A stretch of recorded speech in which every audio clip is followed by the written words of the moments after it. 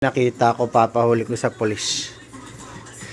Yung baby namin po, kinakain po yung rice dito ha. Kumakain po siya, laki po na sandok niya. Pakita mga spoon mo kay. Alaki ha, sandokan na rice kay. Ubus na ni baby yan. Ano yung sandok mo kay rice? Naubos na po ni baby yung rice oh. Oh, kinakain niya po yung tira oh. Go. Kain ni baby.